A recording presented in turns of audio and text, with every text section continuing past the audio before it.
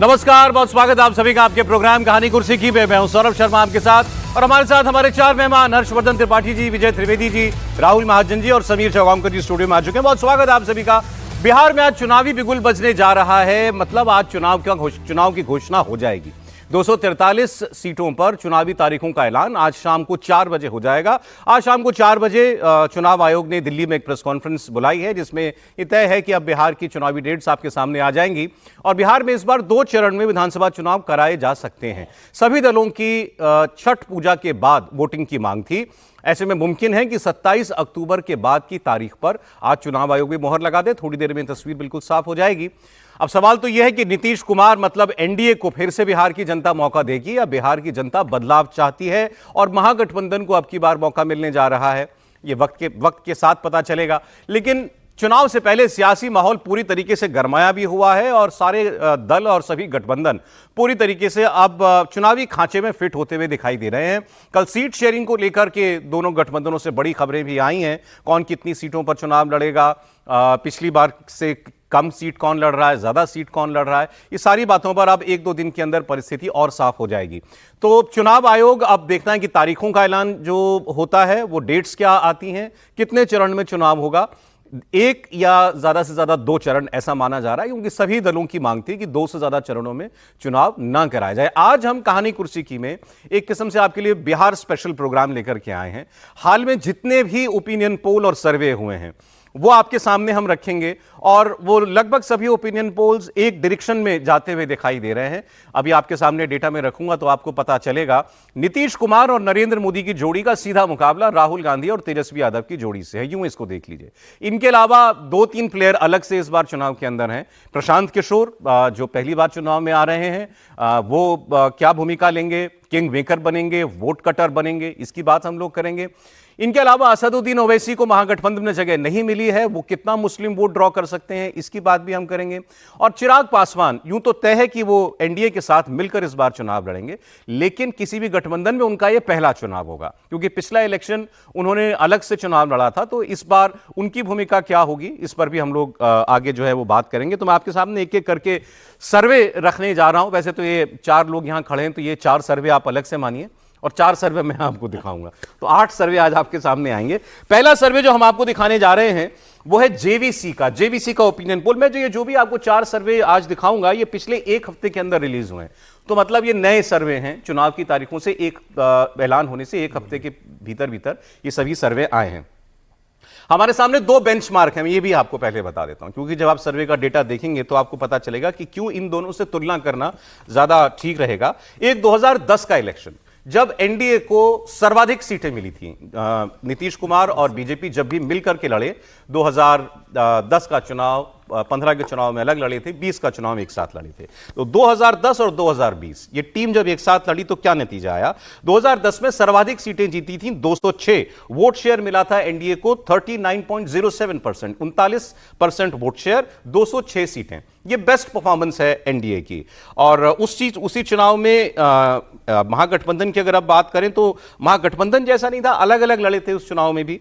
तो आरजेडी को 22 सीटें आई थी, एलजेपी को 3, कांग्रेस को 4 सीटें आई थी। कुल मिलाकर ऑपोजिशन को 31 सीटें थी। वोट शेयर था 36.2%, मतलब 3% का वोट शेयर में अंतर था और लगभग 170 सीटों का अंतर दोनों गठबंधनों के बीच में था। फिर आइए 2020 के इलेक्शन में, पिछला चुनाव, एनडीए को 125 सीटें मिली, क्लोज मामला था, वोट शेयर था 37.26।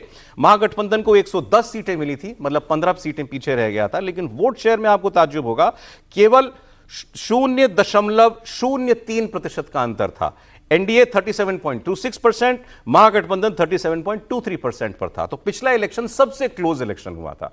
इस बार का चुनाव एक तरफा चुनाव है किसी एक गठबंधन के लिए, या 2 पिछले चुनाव जैसा क्लोज इलेक्शन, इसकी हम लोग बात करेंगे। तो मैं आपके सामने पहला इलेक्शन सर्वे जो आया वो रख रहा हूं। जेवीसी का ओपिनियन पोल 29 सितंबर को ये ओपिनियन पोल रिलीज किया गया था और ये बताता है कि एनडीए को 41 से 45% वोट शेयर मिल सकता है। बहुत बड़ी लीड जो है दिखाई दे रही है एनडीए को इस सर्वे के अंदर, 41 to 45% वोट, और सीटें 131 से 150, 150 सीटें तक मिल सकती हैं एनडीए को। यह जेवीसी का ओपिनियन पोल बता रहा है। 122 मैजिक नंबर है बिहार की असेंबली में, 122 सीटें चाहिए सरकार बनाने के लिए, और यह एनडीए की शुरुआत ही 131 से कर रहा है और 150 तक जाने की बात कह रहा है। तो इसलिए इनके लिहाज से तो एक तरफा जीत एनडीए को मिलनी चाहिए जेवीसी के ओपिनियन पोल के मुताबिक। महागठबंधन की अगर बात करें तो उनको यह वोट शेयर दे रहे हैं 37 से 40%, मतलब लगभग 4 से 5% वोट में पीछे एनडीए से, और सीटें दिखा रहे हैं 81 से 103, मतलब 45 से 50 सीटें भी पीछे ये दिखा रहे हैं महागठबंधन से। और इनके लिहाज से अगर देखें तो कॉन्टेस्ट नहीं है, क्लोज कॉन्टेस्ट बिल्कुल नहीं है। जनसुराज के लिए जेवीसी कहता है कि 10 से 11% वोट शेयर मिलना चाहिए और सीटें आनी चाहिए 4 से 6। तो ये जो अनुमान या जो अपनी परफॉर्मेंस के बारे में प्रशांत किशोर ने कहा अर्श पर या फर्श पर, वैसी बात दिखाई दे रही है कि खाता भी खुल जाएगा, वोट भी हो सकता है डबल डिजिट में आ जाए, लेकिन वो किंग मेकर जैसी किसी भूमिका में नहीं होने वाले हैं। और इसमें अगर इंडिविजुअल पार्टीज की बात करें तो जेवीसी ने अलग अलग पार्टियों के लिए भी सीटें जो हैं उनकी भविष्यवाणी की है अपनी तरफ से। बीजेपी को 66 से 77, पिछले इलेक्शन में बीजेपी 74 पर थी, नंबर 2 पार्टी थी, इस बार ये 66 से 77 सीटों पर जा सकती है, मतलब नंबर 1 पार्टी इस चुनाव में बीजेपी बन सकती है। जेडीयू को 52 से 58 सीटें मिलती हुई जेवीसी के सर्वे में दिखाई दे रही हैं। जेडीयू को पिछली बार केवल 43 सीटें मिली थी, मतलब सबसे ज्यादा फायदा इस चुनाव में जेडीयू को हो सकता है, यह जेवीसी का सर्वे मानता है। और महागठबंधन में अगर बात करें तो आरजेडी को 57 से 71 सीटें मिलने का अनुमान है। पिछली बार मिली थी 75 सीटें आरजेडी को, लगभग उसी के आसपास या उससे पीछे रहेगी आरजेडी की टैली, ऐसा जेवीसी सर्वे में आता है। और कांग्रेस को केवल 0 से 2 सीटें, अधिकतम 2 सीटें मिल सकती हैं। यह मतलब, इसका मतलब महागठबंधन की सबसे कमजोर कड़ी कांग्रेस पार्टी रहने वाली है। पिछली बार 19 सीटें मिली थीं और इस बार सर्वे यह कह रहा है केवल 2 सीटों पर सिमट सकती है कांग्रेस पार्टी। सीएम फेस को लेकर के भी सर्वे के अंदर डेटा जारी किया गया है और बाकी और सर्वेस के मुकाबले यहां नीतीश कुमार नंबर 1 दिखाई दे रहे हैं। बाकी आपने देखा होगा कुछ सर्वे में नंबर 2, कुछ सर्वे में नंबर 3 पर भी नीतीश कुमार की लोकप्रियता बताई जाती है। लेकिन जेवीसी के सर्वे में नीतीश कुमार को 27% की अप्रूवल रेटिंग के साथ सीएम फेस की पहली पसंद बताया गया है। नंबर 2 पर तेजस्वी यादव को बताया गया 25% पर, वो ज्यादा पीछे नहीं है। इनके बाद तीसरे नंबर पर आते हैं प्रशांत किशोर, जिनको 15% लोग मुख्यमंत्री बनते हुए देखना चाहते हैं। चिराग पासवान को 11% लोग और सम्राट चौधरी को 8% लोग मुख्यमंत्री की भूमिका में देखते हैं। तो यह पहला सर्वे था, इसका सारा डेटा मैंने आपके सामने रखा है। इसके हिसाब से एनडीए की सरकार कंफर्टेबली बननी चाहिए और इस चुनाव में कोई क्लोज कॉल नहीं दिखाई दे रही है। यह जेवीसी का ओपिनियन पोल बताता है। इससे कितने सहमत हैं त्रिपाठी जी? नहीं, देखिए, मुझे लगता है कि जो अब तक घटनाक्रम हुआ है और जिस तरह से चुनाव जा रहा है, लगभग दिशा यही है। ओके। और मैं 2 चीज कह रहा हूं। एक, वोट चोरी का फर्जी आरोप लगाना महागठबंधन को गड्ढे में ले जाएगा। दूसरा, चुनाव के ठीक पहले 10,000 रुपया खट्ट से जेबा में डाल देना, ये एनडीए को एकदम से, जिसको कहते हैं ना कि जैसे तेज रफ्तार में अचानक हो जाते हैं। अब ये दोनों का अंतर कितना बड़ा होगा इसका अनुमान मैं भी नहीं लगा सकता, लेकिन मुझे 2017 का चुनाव याद आता है जिसमें उज्ज्वला रसोई गैस सिलेंडर जो मिले थे, जिसका अनुमान चुनाव नतीजे आने के बाद विश्लेषकों ने कहा कि वो जो रसोई गैस पहुंच गया था घर में वो हो गया। तो एक तरफ राहुल गांधी ने अपना गुड़गोबर किया और दूसरी तरफ नीतीश कुमार की सरकार ने नरेंद्र मोदी के साथ मिलकर लास्ट टाइम पे, जिसको कहते हैं ना कि अंतिम ओवर मिले तो जमकर छक्के चौके लगा दिए। ये चुनाव मुझे दिखता है। तो ये ज्यादातर सर्वे भी लगभग उस तरफ है। मतलब राहुल गांधी ने मुद्दा ही गलत चुना। नहीं, जब मुद्दा था ही नहीं तो कैसे सही होगा? मुद्दा तो आप चुनाव के नजदीक जाकर, ये जिसको कहते हैं ना कि आप कोई भी जो कलाकारी होती है वो कब करते हैं? जब थोड़ा समय हो, कलाकारी लोग देखें, उससे प्रभावित हो। आपने वो चुना, उसके बाद कहां अभी लौटा है कि नहीं मालूम नहीं, अभी भी नहीं कह सकते, पता नहीं है। तो अब मतलब इतने सीरियस वो खुद हैं। और तेजस्वी तो इसको लेकर बहुत चिंतित रहे। उनको ये डर लग रहा था कि 2020 रिपीट ना हो जाए। रिपीट होता दिख रहा है, आगे जो भी हो, लेकिन अभी रिपीट होता दिख रहा है। जो 2020 में हुआ था कि राहुल गांधी की रैलियां शुरू हुई और तुरंत ग्राफ नीचे आना शुरू हो गया था महागठबंधन का। तो मुझे लगता है कि ये चुनाव अभी की जो स्थिति है उसमें बड़ा साफ दिख रहा है। बाकी चुनाव चलेगा तो उसके हिसाब से चीजें तय होंगी। एनडीए को उसमें क्लियर बदलाव मेजोरिटी मिलनी कोई चाहिए, कंफ्यूजन नहीं दिखता, ठीक है। कोई number confusion 1 BJP, number 2 RJD, ये इसमें भी आप बिल्कुल, और इसमें नंबर भी 3 जेडीयू, और जेडीयू को ज्यादा फायदा इस चुनाव में क्योंकि पिछली बार से बेहतर स्थिति में रहे। ठीक है। और कांग्रेस क्या इतनी कमजोर रह जाएगी? ये सर्वे तो कह रहा है 0 से 2 सीटें। देखिए 0 से 2 थोड़ा सा मतलब पक्के तौर पर नहीं हो सकता, क्योंकि इतनी सीटें मुझे भी 5 से 10 के बीच में कांग्रेस की सीटें मजबूत दिखती हैं। आप अगर वहां का इक्वेशन देखें, क्योंकि जब हम कांग्रेस की सीटें मजबूत कर रहे हैं तो यानी वो सीटें जहां वो राष्ट्रीय जनता दल के साथ विनिंग कॉम्बो हो जाते हैं, तो 5 से 10 सीटों में तो मुझे कोई भ्रम नहीं दिखता है। लेकिन ओवरऑल अगर कहें तो ये सर्वे ठीक दिशा में जाता हुआ दिखता है। महागठबंधन को डुबोया अगर किसी ने तो वो कांग्रेस पार्टी होगी इस चुनाव में। ये भाई साहब, ये व्यक्ति होंगे, ये राहुल गांधी सामने है। हाँ, और ठीक है। राहुल महाजन जी, ये पहला सर्वे, क्या इसमें इस वक्त आपको बिहार में ऐसी परिस्थितियां दिखाई देती हैं कि एनडीए क्लियर कट मेजॉरिटी से बिना किसी कंफ्यूजन की सरकार बना ले? मुझे ये क्लोज कॉन्टेस्ट दिखाई देता है। मैं अभी पटना गया था, नालंदा में था, और मैंने गया, ये 3 जगहें मैंने देखी, और वहाँ पे जिस तरह के फैक्टर्स काम कर रहे हैं, देखिए 3 मैं बड़े फैक्टर्स इस चुनाव में मानता हूँ। एक, मुफ्त की रेवड़ी, जिसमें 125 यूनिट बिजली मुफ्त में दी जा रही है, 10,000 रुपये दिए जा रहे हैं, वृद्धा पेंशन में पैसे बढ़ाने की बात है। दूसरी बात जो मुझे दिखाई देती है, क्या ये चुनाव जो है जातिगत चुनाव होगा, जैसे कि बिहार में होता आया है। और तीसरा फैक्टर मैं पीके को मानता हूं, प्रशांत किशोर को मानता हूं। प्रशांत किशोर की अगर आप जो पॉपुलैरिटी भी देखेंगे तो इन तीनों जगहों पर प्रशांत किशोर के बारे में बातें हो रही थी। प्रशांत किशोर किस तरह से करेंगे, उनकी इमेज क्या है, क्या वो सच में एक बड़े नेता के तौर पर, बातें हो रही हैं। प्रशांत किशोर का कैंपेन भी अच्छा वहां पर है, चर्चा हो रही है प्रशांत बिल्कुल। बिहार में प्रशांत किशोर की चर्चा बहुत ज्यादा है। तो ऐसे में ये 3 फैक्टर बड़े हैं जो कि डिसाइड करेंगे चुनाव कहाँ जाता है। अगर हम पिछले चुनावों की बात करें, हम 2020 की चुनाव की बात करें तो आरजेडी सबसे बड़ी पार्टी के तौर पर उभरा था। हम लोकसभा चुनावों की बात करें तो आरजेडी का जो वोट परसेंटेज है वो बीजेपी से ज्यादा था। तो मैं ये सारी, उनकी सीटें कम थी बहुत, लेकिन वोट परसेंटेज उनका ज्यादा था। तो ऐसे में आरजेडी कोई बहुत खराब स्थिति में, आरजेडी बहुत अच्छी स्थिति में। ऐसे में जो बाकी घटक दल हैं विपक्षी, वो किस तरह से परफॉर्म करते हैं, ये एक बड़ी बात आप होगी। नहीं मानते कि एक तरफा चुनाव है? मैं बिल्कुल नहीं मानता एक तरफा। अच्छा, ठीक है। और प्रशांत किशोर की भूमिका देखने वाली बिल्कुल इस चुनाव में। समीर जी, इस सर्वे से सहमत या आपका आंकलन कुछ और है? नहीं, मुझे लगता है कि सर्वे काफी हद तक ये बात बता रहा है कि, लेकिन जो कांग्रेस को लेकर जो मुझे लगता है कि इतनी कम सीटें कि 0 से 2 सीटें दी, मुझे लगता है मैं इससे बात से सहमत नहीं हूँ। कांग्रेस का इतना अगर बुरा प्रदर्शन रहेगा तो फिर आप ये मान लीजिए कि भारतीय जनता पार्टी ने जो कहा था कि 2025 में 225 सीटें जीतना है 243 में से, तो फिर ये मान के चलिए कि 200 सीटों के आसपास फिर एनडीए गठबंधन पहुंच रहा है। अगर कांग्रेस इतना बुरा करेगी तो आरजेडी तो 50 सीटों के आसपास ही फिर सिमटने की स्थिति दिख रही है। अगर लोकसभा चुनाव देखें 2024 का, जो लोकसभा में जो वोटिंग पैटर्न हुआ था, उसको अगर विधानसभा में अगर कन्वर्ट करें तो 176 एनडीए गठबंधन जीत रहा है और 67 सीटें महागठबंधन को मिल रही है, जो जिस हिसाब से लोकसभा में वोटिंग हुई थी। लेकिन लोकसभा की जो वोटिंग होती है वो विधानसभा के हिसाब से नहीं होती, अलग अलग होती है। लेकिन एक बात भी है कि अगर पिछले 4 लोकसभा और विधानसभा चुनाव का हम अगर पैटर्न देखें तो लोकसभा चुनाव के बाद जब विधानसभा चुनाव हुए तो बीजेपी का 4% वोट बैंक कम हुआ है। जो लोकसभा में बीजेपी को वोट मिलता है उसका 3.5 से 4% हर विधानसभा में बिहार में बीजेपी का वोट कम हुआ है। अगर वो ट्रेंड रहता है तो फिर बीजेपी का इस बार वोट परसेंट फिर 16-17% रहेगा, जो 2025 लोकसभा में बीजेपी को 20% वोट मिला था। तो बीजेपी 4% माइनस हमेशा विधानसभा चुनाव में रहती है, ये एक ट्रेंड रहा है। तो क्या इस बार ऐसा फैक्टर होगा कि बीजेपी ट्रेंड चेंज करके जो 4% का माइनस होता है वो प्लस में रहे, या कम से कम जो लोकसभा मिले उतना वोट मिले?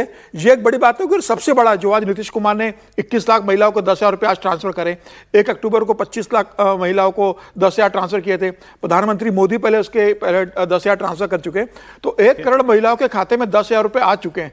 तो ये एक बड़ा फैक्टर इस बार होने वाला है। ये तीसरी किस्त जा चुकी है, मतलब तीसरी खेत आज में। हाँ, 21 लाख महिलाओं को 1 करोड़ 21 लाख महिलाओं को सीधा फायदा होगा इसका। कम से कम 2.5 करोड़ वोटरों पर प्रभाव है निश्चित रूप से इस बार। तो ये एक बड़ा फैक्टर इस बार होने वाला है कि जो 10,000 रुपए दिए गए उसके कारण बड़ा गेम चेंज होने वाला है महिलाओं को देखते हुए। और लगातार जिस तरीके से इस बार पहली बार नीतीश कुमार ने रोज 1 से 2 घोषणाएं करी है, चाहे वो बिजली फ्री हो, चाहे युवाओं के लिए हो, चाहे तमाम तरह के सेक्टर्स की योजना है, उसका भी इंपैक्ट पड़ने वाला है।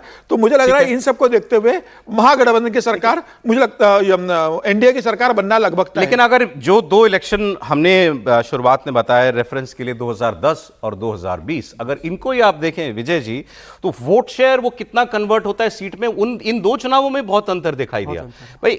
39% पर 2010 में 206 सीटें आई थी और केवल 2% इस बार पीछे था पिछले चुनाव में, 2% से भी कम, 37% से ज्यादा वोट था और सीटें हो गई थी 125, मतलब 80 सीटों का अंतर जो है वो आ गया और केवल 2% वोट कम हुआ। तो बिल्कुल नहीं, वही हमारा जो इलेक्टोरल सिस्टम है एफपीटीपी वाला, फर्स्ट पास द पोस्ट, उसको आप वोट ट्रांसफर करने में परसेंटेज, वोटिंग परसेंटेज सीट में बड़ा मुश्किल होता है। जैसे पिछली बार भी आरजेडी का वोट परसेंटेज ज़्यादा है बीजेपी के मुकाबले में, लेकिन उनकी सीट कम हुई है, ठीक है।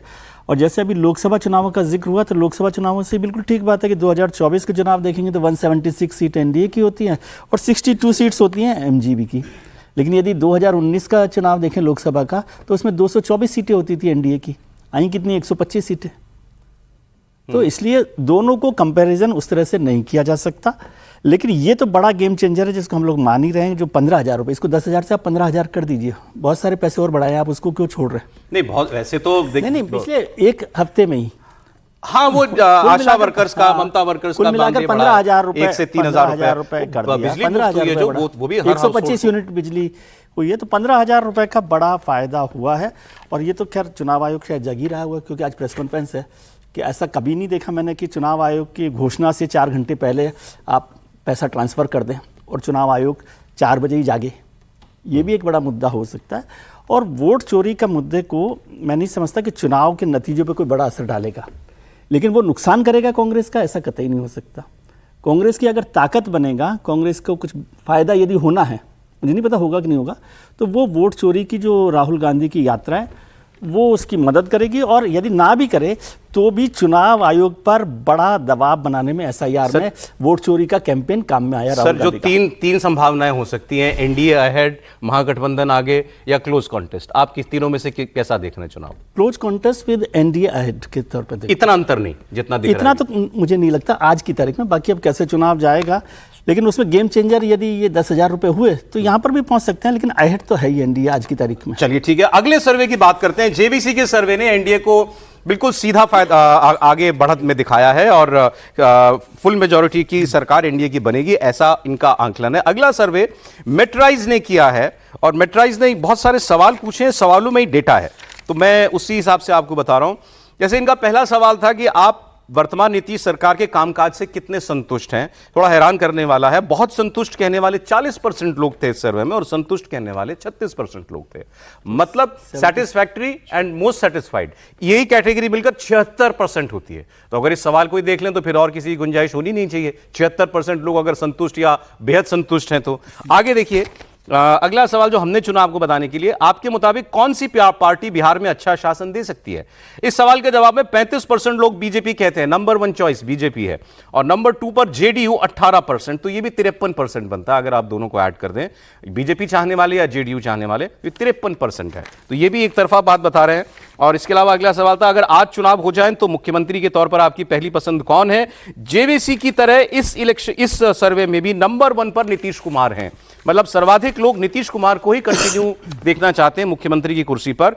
42% लोग उन्हें पसंद कर रहे हैं मुख्यमंत्री के तौर पर, तेजस्वी यादव को 15%, नंबर 3 पर चिराग पासवान है 11% पर, ये थोड़ा बाकी सर्वे से अलग है, और चौथे नंबर पर ये प्रशांत किशोर को बता रहे हैं 8% के साथ। लेकिन दोनों सर्वे में जिनकी हमने बात की, नीतीश कुमार नंबर 1 पर है। और अंतिम प्रश्न इस सर्वे का जो मैं आपको बताऊंगा, आपके मुताबिक 2025 विधानसभा चुनाव में कौन सा गठबंधन बिहार के विकास के लिए सबसे अच्छा रहेगा, या किस गठबंधन के जीतने की अधिक संभावना है? ये थोड़ा और स्ट्रेट फॉरवर्ड क्वेश्चन था, कौन ज्यादा, किसके जीतने की संभावना ज्यादा?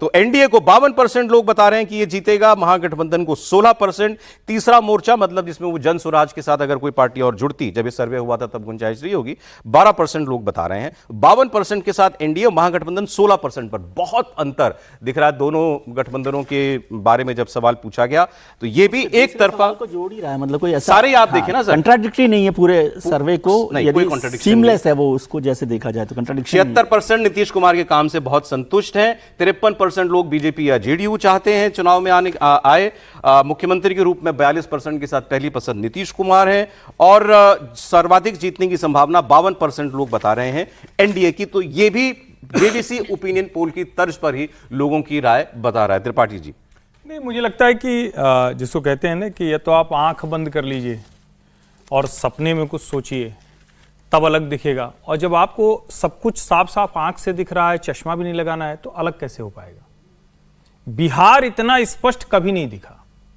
और बिहार के इस स्पष्ट दिखने के पीछे, और मैं फिर कह रहा हूं, एकमात्र तरीका है, लालू जी अभी इसी हालत में उठें, नीतीश जी जहां मिले उनके पांव पकड़ के लेट जाएं, और उसके अलावा कोई रास्ता नहीं है। उसके अलावा कोई और रास्ता नहीं है कि बिहार में महागठबंधन सत्ता के नजदीक भी पहुंच पाए। ये 2020 नहीं है। इस बार चिराग पासवान गली गली नीतीश कुमार को दौड़ाते हुए नहीं दिखेंगे, नीतीश जी को अपना नेता मान के पीछे पीछे घूम रहे होंगे। इस बार उपेंद्र कुशवाहा भी उनके खिलाफ नहीं खड़े हैं, इसको समझिए। सिर्फ मुकेश सहनी के आ जाने से कोई बहुत बड़ा परिवर्तन आ जाएगा, ऐसा मैं नहीं मानता हूं। बहुत छोटा, मतलब कुछ सीटें हैं जिस पर वो असर डालेंगे, लेकिन ओवरऑल अगर कहें तो बिहार साफ। और हम लोग इन 10,000 15,000 रुपयों की बात कर रहे हैं। नरेंद्र मोदी के इस साल के देश के बजट पर आरोप लगा कि ये तो बिहार का बजट है। क्या वो लोग भूल गए होंगे क्या? बाकायदा कांग्रेस ने, हरसिमरत कौर बादल से लेकर ममता बनर्जी से लेकर सारे नेताओं ने आलोचना की, अरे ये तो बिहार का बजट है, देश का बजट है ही नहीं। जिस पार्टी पर आप इतने आरोप लगा रहे हैं कि देश की बजाय वो बिहार का बजट पेश करती हो और 12 लाख रुपया दिल्ली के लिए देती हो, तो वो लोगों को ध्यान में रहता है, तो उसका भी असर पड़ेगा। बिल्कुल असर पड़ेगा। तो मुझे लगता है कि स्पष्ट इतना कभी बिहार नहीं दिखा, स्पष्ट लोगों को हरियाणा भी दिख रहा था, लेकिन लैंड अब बिल्कुल क्लियर जीतेगी कांग्रेस पार्टी, हो गया उल्टा। नहीं, किसको दिख रहा था? हम सर्वे करने वालों को दिख रहा था। हम लोग तो कहानी कुर्सी की बात करते रहे, और हमने तो कभी नहीं कहा कि हरियाणा में कांग्रेस पार्टी जीत रही। आपको तो ध्यान में होगा, हम लोग तो यहां चर्चा करते थे, और ये बात होती थी कि जब नाराज होकर लोग जा रहे थे, तब भी मैंने कहा था कि ये वो लोग नाराज हैं जिनकी कोई स्थिति नहीं है। 40 के प्लस उस वक्त भी हम भारतीय जनता पार्टी को देख रहे थे। सवाल यह है कि कैसे दिख रहा है, और ठीक है, सर्वे गलत सही हो सकते हैं, हमें जो दिख रहा है और सर्वे में जो दिख रहा है, मैं सिर्फ उसको जोड़ने की कोशिश कर रहा हूं। मेरा बड़ा स्पष्ट मानना है कि बिहार चुनाव बहुत, मतलब अचानक ये ठीक हुआ है। एक समय में लग रहा था, जैसे हम ही लोग जो चर्चा कर रहे थे, हम तो रोज इसी की बात करते हैं 2 घंटे, इसी बिहार में लग रहा था कि भाई अरे क्या हो गया, अरे कानून व्यवस्था कहां चली गई, कितनी हम लोग आलोचना कर रहे थे। सब राहुल जी आए, कृपा कर दी राहुल जी ने ऐसी कृपा बरसाई कि सबको भूल गया सब। और अब जो याद आ रहा है, वो मतदान करने की लाइन में लगा जो व्यक्ति होगा मोबाइल जमा करके, वो वोट दे के आ जाएगा। इसमें अब मुझे कोई भ्रम नहीं दिखता है।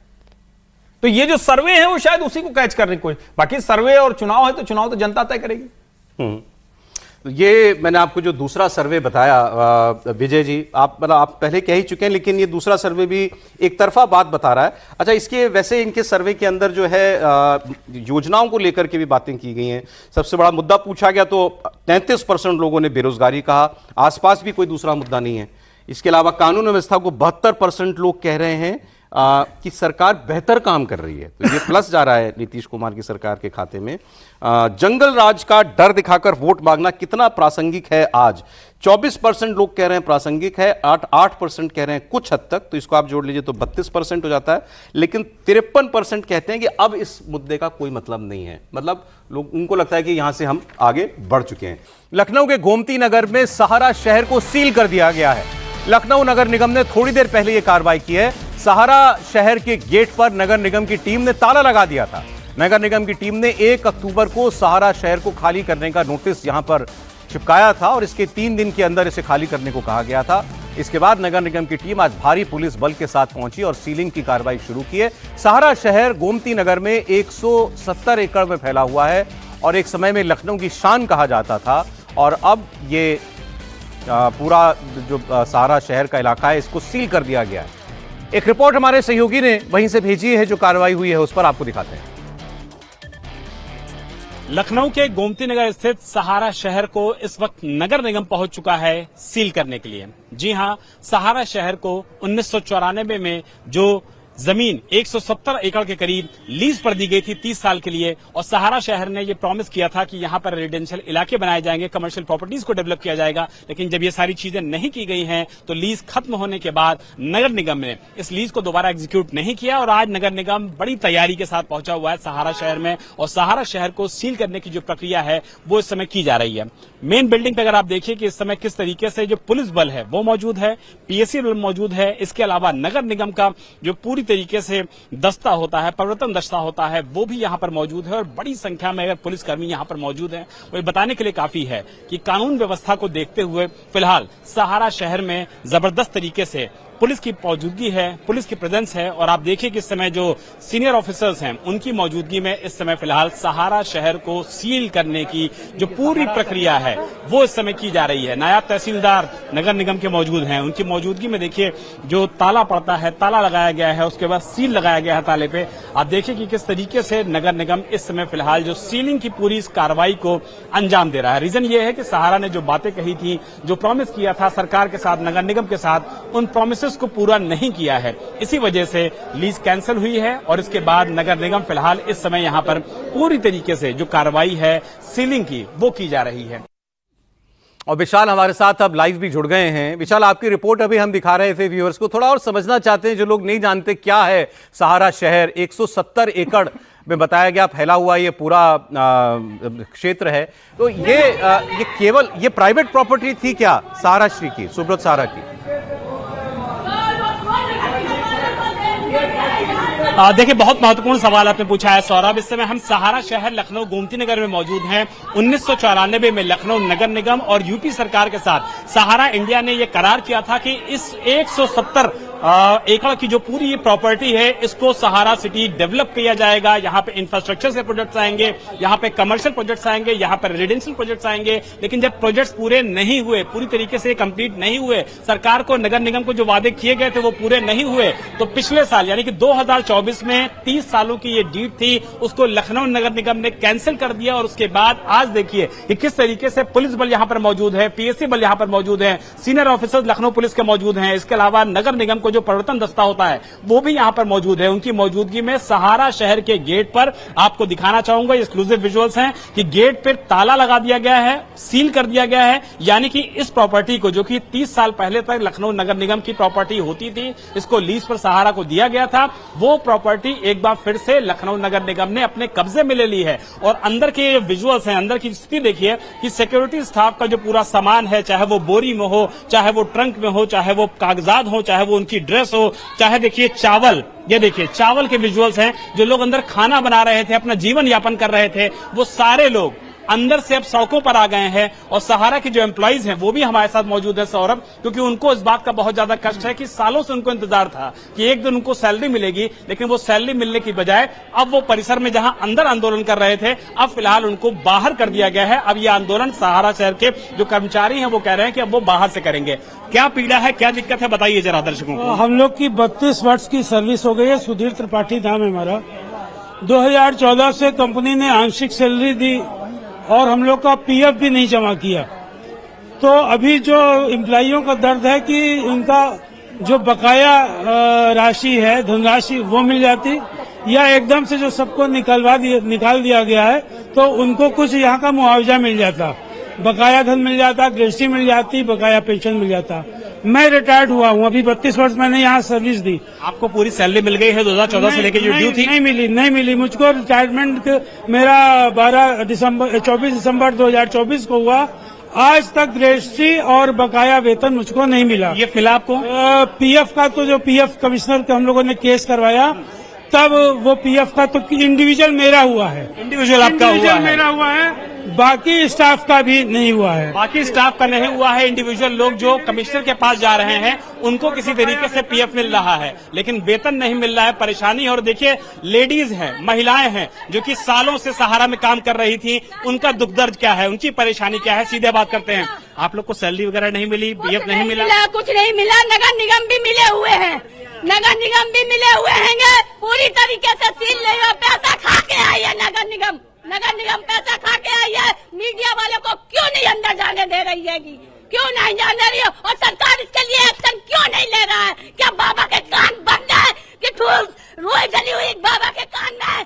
बताइए कि आप लोग की परेशानी क्या है, पीड़ा क्या है? आप लोग बाहर बैठे हुए सड़क पे। चोर है, सब अधिकारी चोर। मेरा नाम मंजू तिवारी है।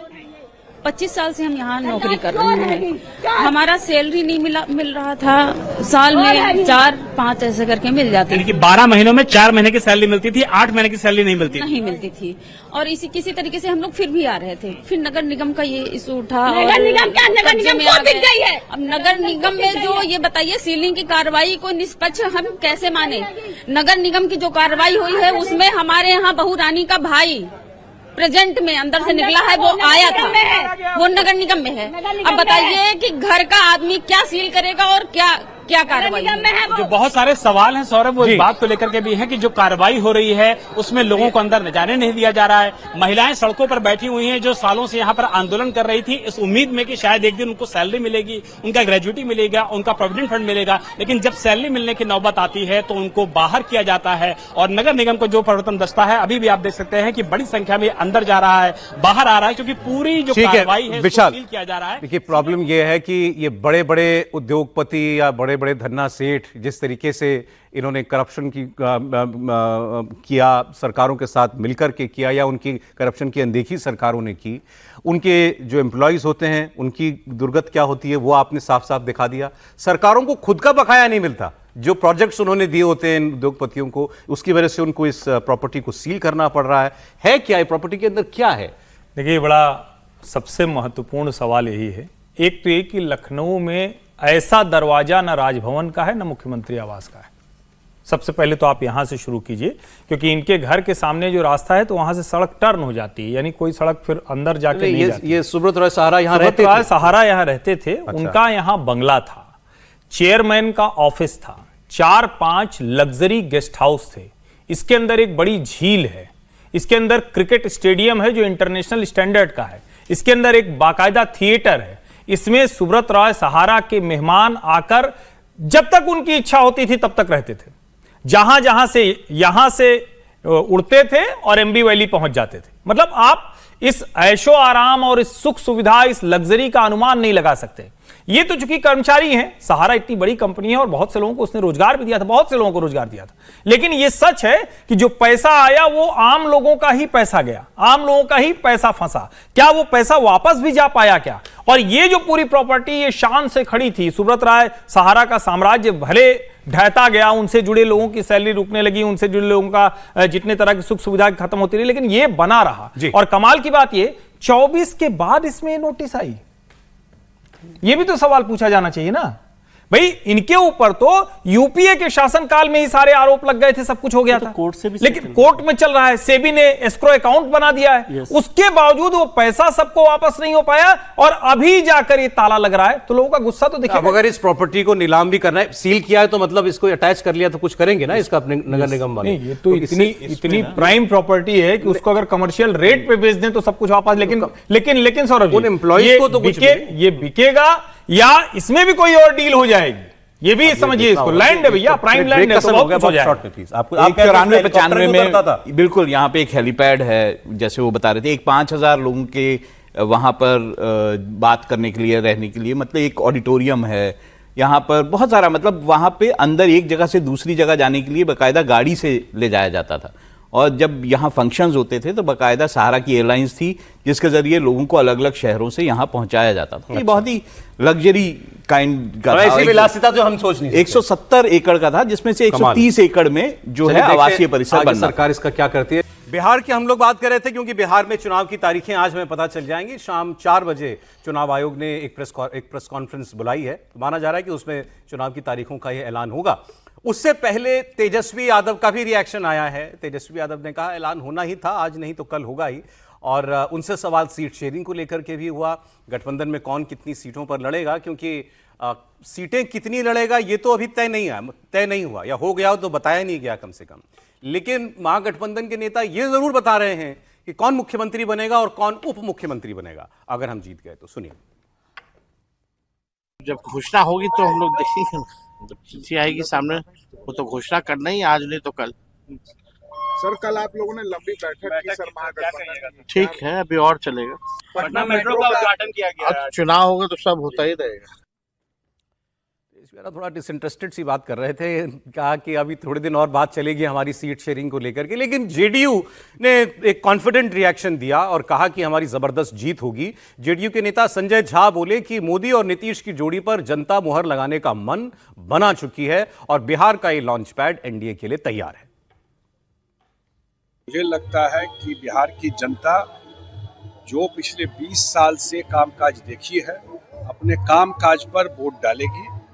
और जो हम लोग घूम रहे हैं वो चुनाव बिल्कुल लोगों ने मन बना लिया, और मन ऐसा बनाया है कि लोगों को लग रहा है डबल इंजन की सरकार, नरेंद्र मोदी और नीतीश कुमार जी, और जो 20 साल का कामकाज है, सिर्फ हम लोग प्रॉमिस करने नहीं आए, हम लोगों का इतना बड़ा ट्रैक रिकॉर्ड है काम का, और पहली बार बिहार को डबल इंजन सरकार का मौका मिला है, तो उस डबल इंजन का जो इफेक्ट है वो दिखाई पड़ रहा है। एक बात और, बिहार लॉन्चिंग पैड के लिए तैयार है, और बिहार जो लॉन्चिंग पैड के लिए तैयार है, जो काम बिहार का पिछले 20 साल में हुआ है, अब इससे एक बड़ा जंप के लिए बिहार तैयार है। ये 5 साल तय करेगा अगले 25 साल बिहार कहाँ जाके रहे। ये तो नेताओं के दावे थे, हम सर्वे की बात कर रहे थे। बिहार में पिछले दिनों 4 एक सर्वे हुए, उसमें से 2 मैंने आपको दिखाए।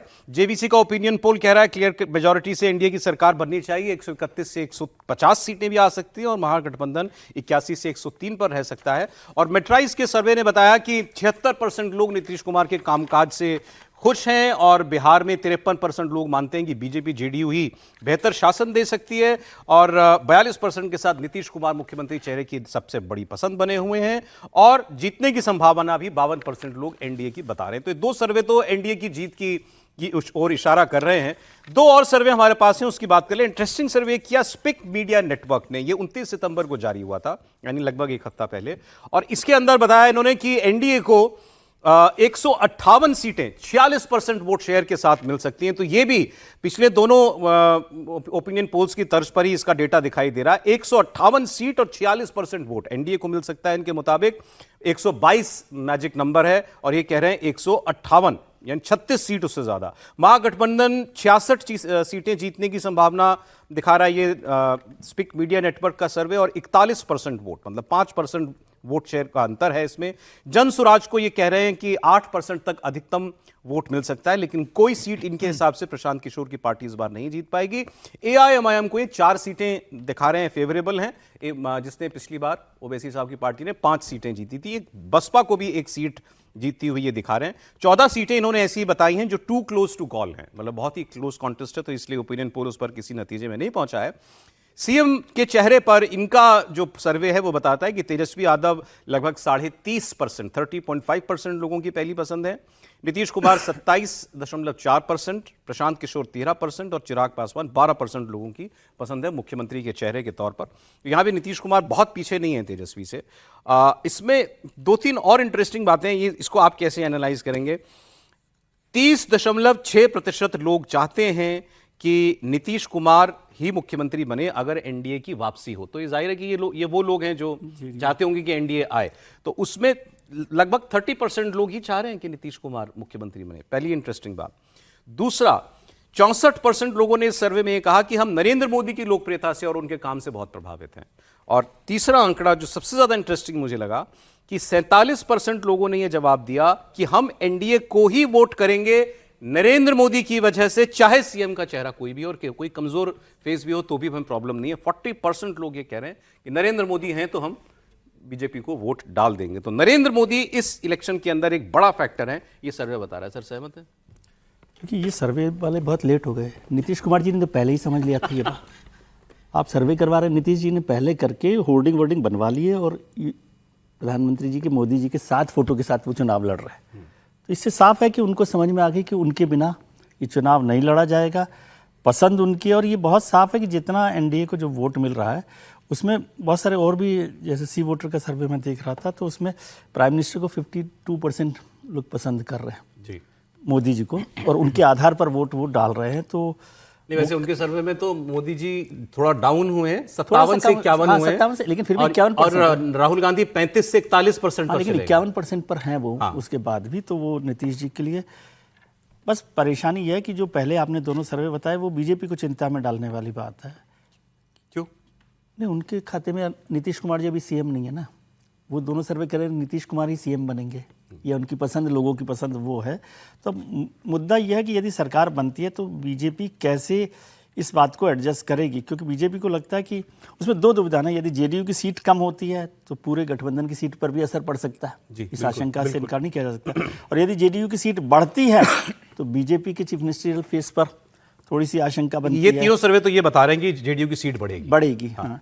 जेडीयू की मतलब बढ़नी चाहिए, यदि टोटल नंबर हो रहा, मैंने कहा ना कि वो उसको देखा जाए, 176 सीट बन रही है लोकसभा की, और उसमें तो 68 सीटें हो गई हैं उनकी, जेडीयू की 43 से 68 हो रही है, तो वो 40 सीटें मतलब 30 सीटें करीब करीब बढ़ रही है। लेकिन आप कह रहे थे कि आपके हिसाब से क्लोज इलेक्शन है with an edge to NDA, लेकिन ये तीनों तो काफी गैप दिखा रहे हैं। हो सकता है, एनडीए मतलब और मैं एज के तौर पर कहता हूं, क्योंकि मेरे को तेजस्वी आज भी बहुत कमजोर कैंडिडेट नहीं लगते, और कांग्रेस मुझे लगता है पहले से बेहतर प्रदर्शन करेगी। मतलब अभी ऐसा लगता है कि क्या होगा, कांग्रेस बेहतर करेगी, मतलब जो उनका पहले का जो परफॉर्मेंस है उसके मुकाबले में, और बेहतर ना भी करे तो उससे कम नहीं होगी। यदि ऐसा हुआ तो पिछली बार भी आपने कहा कि इस बार लुटिया डूब जाएगी कांग्रेस की वजह से, पिछली बार भी तो उन्हीं की वजह से डूबी थी। लेकिन तब तो 19 सीटें थी कम से कम, यहाँ पहला सर्वे तो कह रहा है 2 सीट आएंगी कांग्रेस को। नहीं, 2 सीटें वाला तो मेरे ख्याल से कोई भी इससे सहमत अभी तो नहीं लग रहा। ठीक है, आप सी वोटर की बात कर रहे थे, मैं उसका भी दिखा देता हूँ डेटा जो है, मुझे याद आया मुझे। जी बिल्कुल, वो मुख्यमंत्री के चेहरे को लेकर उन्होंने लोगों की राय पूछी थी, तो तेजस्वी यादव इसमें सबसे आगे नजर आ रहे हैं। तेजस्वी यादव की पॉपुलैरिटी रेटिंग लगभग 41% है। जून में 35% थी, अगस्त में 31% थी, और सितंबर में ये 35% पर पहुंच गई है। दूसरे नंबर पर प्रशांत किशोर हैं, जो फरवरी में 15% लोगों की पसंद थे, जून में 16%, अगस्त में 18%, और अब सितंबर में आकर के आखिर में ये 23% लोगों की पहली पसंद बने, ये दूसरे नंबर पर हैं।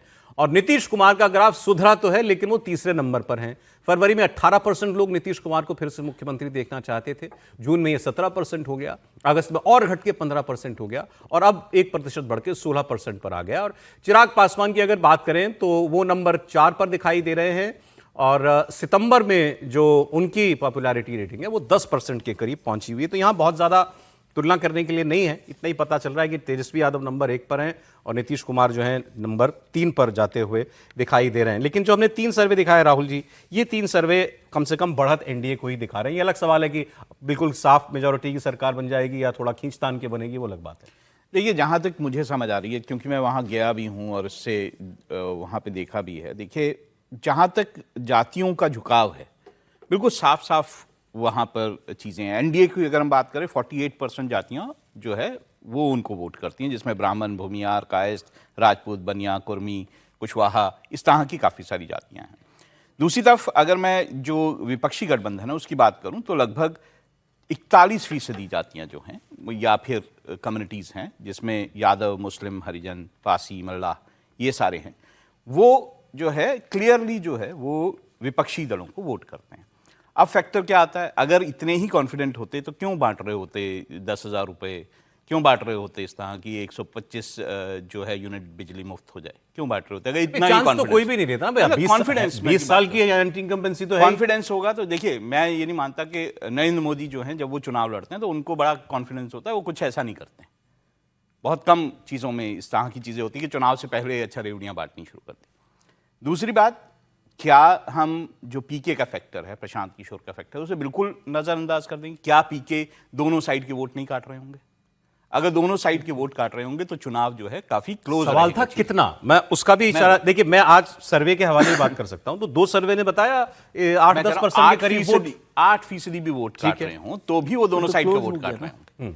और ऐसे में वो सीटें जहां पर बहुत कम मार्जिन से चुनाव हारा या जीता जाता है, वो सारी सीटें इफेक्ट हो रही हैं, क्योंकि प्रशांत किशोर किसी जाति के नाम पे वोट नहीं मांग रहे, वो विकास के नाम पर, अपनी छवि के नाम पर कि मैं, इन लोगों ने जो पिछली सरकारें उन्होंने कुछ किया नहीं है, मैं करके दिखाऊंगा, इस तरह की बातें कर रहे हैं। और उन्होंने एक अपना प्लान भी सामने रखा है कि वो किस तरह से रोजगार देंगे या किस तरह से बाकी सब चीजें देंगे।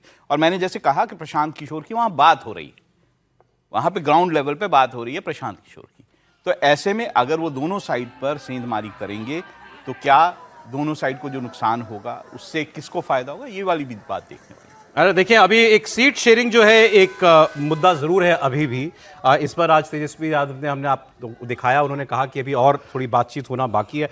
कल से कुछ जो खबरों में घूम रहा है, अभी कयास हैं, अभी इस पर कोई मुहर नहीं लगी है, ना ही इस पर किसी दल के किसी नेता ने बोला है, लेकिन 2-3 जगह से क्योंकि मेरे पास आया तो चर्चा के लिए हमारे लिए हो सकता है। ये एनडीए में मुमकिन है JDU 101 seat, BJP 100 seat, Lojpa 26 seat, RLM Upendra Kushwaha की 8 सीट, हमको जीतन राम मांझी की उनको 8 सीट दी जाए।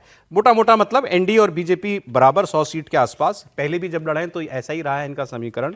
इसमें चिराग पासवान की जो लोजपा है वो एक उसको एडजस्ट पहली बार इनको करना पड़ेगा, तो 26 सीटें तक जो हैं वो लोजपा को दी जा सकती हैं। मतलब 25 सीटें हमारे लिए मोटा मोटा कि उनको ये सीटें जा सकती हैं। इसकी बात हम करेंगे। महागठबंधन के नेता इस पर थोड़ा खुलकर बात कर रहे हैं, तो मैं आपको 2 रिएक्शन जो हैं वहां से दिखाता हूं। कांग्रेस पार्टी के जो प्रदेश अध्यक्ष हैं राजेश राम, उन्होंने कहा कि महागठबंधन के सभी 6 पार्टनर्स में सीट सहमति काफी हद तक हो चुकी है। आज फाइनल मीटिंग की बात कही जा रही है और जिन सीटों पर अभी पेच फंसा हुआ है वो भी हम जल्द सुलझा लेंगे।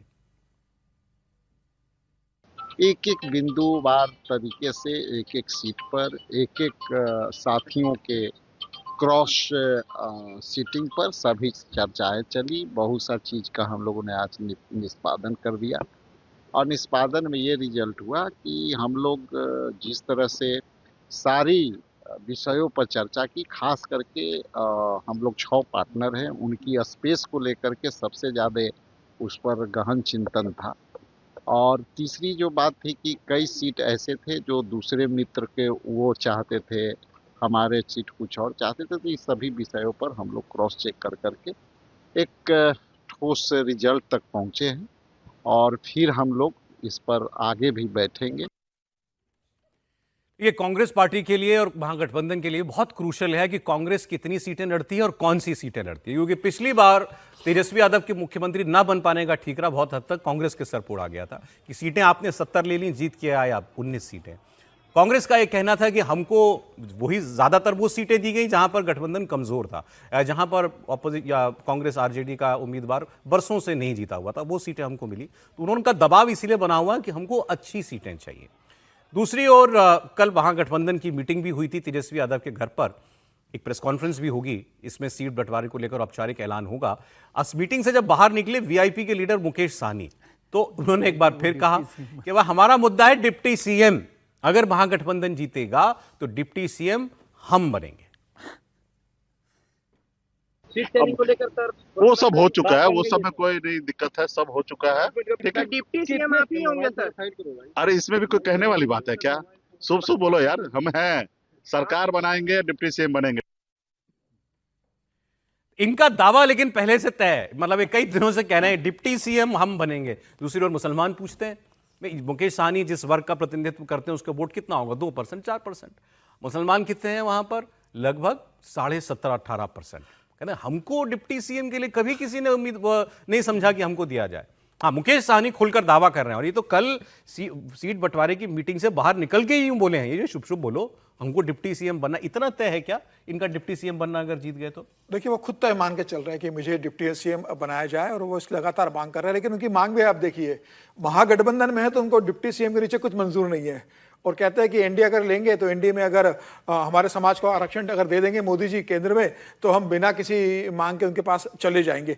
तो अभी वीआईपी के मुकेश सहनी ने 2 नावों पे पैर रखा हुआ, उनकी बीजेपी से भी बातचीत चल रही है और अब इधर भी बात चल रही है। अगर इधर बराबर सीटें नहीं मिलती है और लगता है कि वो मुख्यमंत्री घोषित नहीं करेंगे और बीजेपी की तरफ से कोई अच्छा प्रस्ताव उनको लगता है कि आ जाएगा और ज़्यादा सीटें जीतने की संभावना बनती है, तो अंतिम समय है वो बीजेपी के पास भी जा सकते हैं। कल जो तेजस्वी यादव के घर जो बैठक हुई थी उसमें जो मोटा मोटी समीकरण बना उसमें 130 सीटों पे आरजेडी लड़ेगी, 55 सीटों पे कांग्रेस को लड़ने के लिए कहा गया है, 35 सीटों पे वाम दल को दिया गया और 20 सीटें मुकेश सहनी के लिए दी गई है। और यह कहा गया है कि जो आरजेडी की सीटें उस पर झारखंड मुक्ति मोर्चा को वो एडजस्ट करेंगे और कांग्रेस जो है वो एक 5 दल है उसके एक उम्मीदवार को दे देगी और जो माले है जिसको 35 सीटें मिल रही है वो लेफ्ट पार्टी के दोनों को अपने एडजस्ट करेंगे। आपने बताया 130 आरजेडी, 130 आरजेडी, 55 कांग्रेस, 35 वामदल और 20 मुकेश सहनी, और ये बाकी अपने अपने सहयोगी दलों को उसके अंदर ये एडजस्ट करेंगे सिटी के अंदर। ये आपको ठीक लगती है क्या खबर जो ये कल से मैं देख रहा हूँ सोशल मीडिया पर? जेडीयू 101, बीजेपी 100, लोजपा 26, आरएलएम 8, हम 8। हाँ, मुझे लग रहा है मोटा मोटी ठीक है कि चिराग पासवान जिस हिसाब से 48 सीटों की मांग पे अड़े थे, तो 5 लोकसभा सीटें तो उन्हें लगता है 25-26 सीटें उनको दी जाएगी, जिसमें वो मान जाएंगे। हम भी 7-8 सीटें की मांग कर रहा था, 7-8 सीटें उसको दे दी जाएगी एक लोकसभा एक सीट के हिसाब से। भारतीय जनता पार्टी और नीतीश कुमार में 1 या 2 सीटों का अंदर होगा, दोनों 100-102 के बीच के अंदर पे लड़ेंगे। 102-101 सीटों का रहेगा, 1-2 सीटें ज्यादा कम हो सकती है आपस में। अब बड़ा भाई छोटा भाई वाली कोई बात नहीं है, हो सकता है दोनों 102 सीटों पर लड़े, ये भी हो सकता है दोनों 101 सीटों पर लड़े, या नीतीश कुमार को 1 सीट ज्यादा दे दी जाए। सबसे बड़ा सवाल ये है कि मुख्यमंत्री कौन बनेगा। क्या भारतीय जनता पार्टी इसके बाद नीतीश कुमार को मुख्यमंत्री बनाएगी सीट आने के बाद? ठीक है, गठबंधन में चुनाव लड़ रहे हैं, तो इस बात की संभावना बहुत कम है कि जिस तरह से परिणाम आएंगे, अगर भारतीय जनता पार्टी बहुत बेहतर प्रदर्शन करती है तो भारतीय जनता पार्टी अपना मुख्यमंत्री लेकर आएगी। और जब टिकट बटेंगे तो यह भी देखना होगा कि किसी केंद्रीय मंत्री को क्या भारतीय जनता पार्टी विधानसभा चुनाव लड़ा रही है, नित्यानंद राय क्या चुनाव लड़ रहे हैं। अगर नित्यानंद राय चुनाव लड़ते हैं तो उनकी प्रबल संभावना होगी मुख्यमंत्री बनने की। हालांकि वहां विधान परिषद भी है, तो कोई दिक्कत नहीं है। अगर चुनाव नहीं भी लड़े तो बाद में विधायक दल के नेता बनकर ये कहानी तो बाद में लिखी जाएगी, कौन मुख्यमंत्री बनेगा चुनाव के नतीजों के बाद, अगर एनडीए जो है वो जीत जाती है। लेकिन देखिए, शाम को 4 बजे चुनाव की तारीखों का ऐलान होना है बिहार में, और उसके बाद लग जाएगी आचार संहिता, मतलब कोई आप घोषणा नहीं कर पाएंगे। उससे पहले नीतीश कुमार ने बिहार के लोगों के लिए आज बहुत सारी घोषणाएं कर दी। आज पटना को मेट्रो की सौगात दे रहे हैं नीतीश कुमार ने। बिहार को मेट्रो के 4.3 किलोमीटर लंबे कॉरिडोर देने की घोषणा की। ये रूट पाटलिपुत्र आईएसबीटी से शुरू होकर भूतनाथ रोड तक जाएगा, और आज इस 4.3 किलोमीटर लंबे कॉरिडोर का उन्होंने उद्घाटन करने की बात कही है। तो ये मेट्रो की घोषणा आज उन्होंने की थी। और इसके अलावा हम बात ही कर ही रहे हैं कि बहुत सारी योजनाएं जो पिछले लगभग 1-1.5 महीने के अंदर उन्होंने अनाउंस की हैं, उसका एक बड़ा फायदा जो है वो उनको मिल सकता है। और अभी कह रहे थे विजय जी की चुनाव आयोग को नहीं पता चला कि आज घोषणा होने वाली है, या नीतीश जी को पहले पता चल गया कि आज घोषणा होगी, तो उन्होंने पहले बाजी मार ली है। अब ये तो खैर चुनाव के अंदर होता ही है। एक सर्वे और रह गया, मैं उसका भी डेटा आपके साथ शेयर कर देता हूं, तो फिर इस सर्वे की कहानी हमारी पूरी हो जाएगी। ये सर्वे थोड़ा इंटरेस्टिंग इसलिए क्योंकि मैं सवाल मतलब इंटरेस्टिंग तरीके से, नए तरीके से पूछे गए हैं। इन्होंने सवाल ये किया त्रिपाठी जी कि जिन महिलाओं को, जिन परिवारों को 10,000 रुपये मिल रहा है, जो अब तक करोड़ों लोगों को दिया जा चुका है महिलाओं के खाते में, तो आप अपना वोट जिसको देने वाले थे उसी को देंगे या वोट बदलेंगे? सुनिएगा डेटा क्या कह रहा है। इनके सर्वे में आया कि हम महागठबंधन को वोट कर रहे थे, उन्हीं को देते रहेंगे, ऐसा 34.9% लोगों ने कहा। इससे हमारी पसंद नहीं बदलेगी। जिन लोगों को 10,000 रुपया मिला, अगर हम एनडीए को वोट कर रहे थे और एनडीए को देने ही वाले थे, इससे तो ये आ जाएगा तो कोई बात नहीं, ये तब भी हम दे ही रहे थे, ऐसा कहने वाले 34.8% लोग हैं। दोनों तरफ बराबर लगभग 35% लोग कह रहे हैं हमारा वोट तय है, इन्हीं को जाएगा, चाहे कुछ घोषणा आप कर लीजिए। एक सवाल ये, जन स्वराज के लिए वोट देने वालों की संख्या 11% है। फिर इनमें एक सवाल ये था कि ऐसे कितने लोग हैं जो जन स्वराज या महागठबंधन को वोट देते, लेकिन चूंकि नीतीश कुमार ने 10,000 रुपया अकाउंट में डाल दिया तो अब हम उनको वोट देंगे। ये संख्या है 5.8%, ऑलमोस्ट 6%। 6% लोग, अगर 6% लोगों का वोट बदल रहा है इस योजना की वजह से, तो इसी को गेम चेंजर कहते हैं। और किसको कहते हैं? सर एक और जोड़िए ना, वो 15% वाला कह नहीं सकते, 8% शायद। हाँ, कह नहीं सकते वाले, कह नहीं सकते वाले हैं 13.4%, तो सबसे भी खतरनाक लोग, वो भी डिलेमा वाले हैं। ये कह क्या नहीं सकते, ये बोल नहीं रहे हैं, मतलब कह नहीं सकते हम कहेंगे नहीं, अंदर से वो तैयार है, अंदर से उनको पता है कि वोट कहां देना है।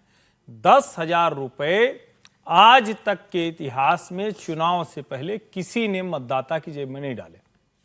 विजय जी जो कह रहे हैं कि इसको चुनाव आयोग कैसे देखा, लेकिन चुनाव आयोग बेचारा देख भी क्या पाएगा? बेचारा कह रहे हैं आप चुनाव आयोग? और क्या इस मामले में बेचारा है? अरे अच्छा, बेचारा नहीं होता तो कर्नाटक में 5 गारंटी थी, रोक पाया? महाराष्ट्र में लाडकी भाई बहन रोक पाया? या तेलंगाना में रेवंत रेड्डी ने कहा रोक पाया? क्यों रोके? उसका काम बिना भेदभाव, उसका काम नहीं, उसके एम्बिट में नहीं आता है। लेकिन जब आप कहते हैं कि फ्री एंड फेयर इलेक्शन, तो उससे आगे जब जाएंगे तो कभी होगा। और मैं फिर कह रहा हूं, अभी बड़ी अच्छी बात राहुल जी ने याद दिलाई, तो मुझे तो जेटली जी का वो भाषण याद आ गया। उत्तर प्रदेश में सरकार बनने के बाद यह हुआ कि जो कर्ज माफी है वो थोड़ा सा मदद हो जाए। जेटली जी ने कहा ये उत्तर प्रदेश को रेवेन्यू जनरेट करना पड़ेगा, उनको तय करना पड़ेगा कहां से वो कर्ज माफी करें। और आज देखिए बढ़िया धनाधन पैसे बरस रहे हैं। लेकिन सब के बावजूद ये वाला पैसा थोड़ा अलग तो है, मतलब प्योर फ्रीबीज आप इसको नहीं कह सकते, क्योंकि इसको राइडर लगा के दिया गया है। तो पीएम का जो रेहड़ी पटरी टाइप का था वो उसी योजना जैसा दिखता है। और 10,000 रुपए खाते में खट्ट से गिरे तो कुछ दिन तक तो गरू रहता है, उसका वजन जो है ना भारी रहता है। तो गरुआया रहेगा। नहीं, इसके मतदान बाद होने तक। इसके बाद जो संभावना है या लोगों के मन में जो आस होगी है। वो 2 लाख 2 रुपए लाख की है भाई, बहुत बड़ी बात नहीं, है। अगर 10% भी कर गए और 2 लाख ले गए तो ये बिहार के लिए बड़ा अच्छा होगा।